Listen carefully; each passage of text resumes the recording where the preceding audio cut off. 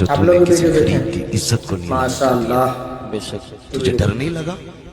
نہ دیتا ایسے کھانے سے نہ دینا بہتر تھا یار.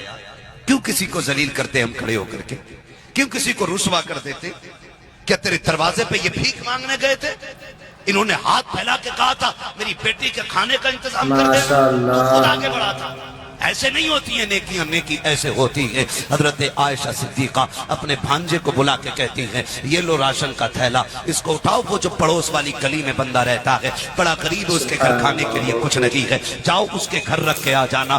دو کام کرنا ہے، ایک اگر پوچھے کس نے دیا ہے تو نام نہ بتانا، اور دوسری بات یہ ہے کہ اس کے ہاتھ میں نہیں دینا ہے، رکھ کے آ جانا.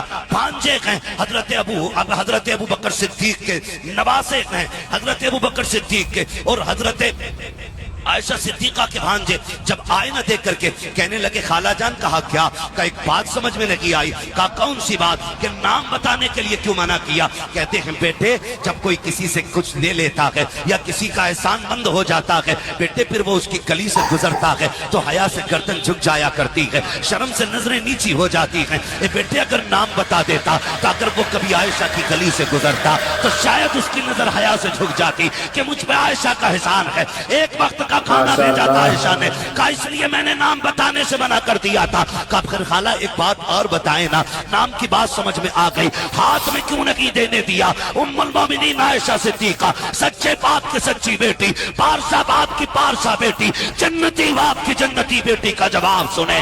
آپ نے کہا تھا بھانجے ہمیشہ یاد رکھنا جو دینے والا ہاتھ ہوتا ہے وہ اوپر ہوتا ہے اور جو لینے والا ہاتھ ہوتا ہے وہ نیچے ہوتا ہے. عائشہ یہ بھی نہیں چاہتی ہے میری وجہ سے کسی کا ہاتھ نیچے ہو جائے.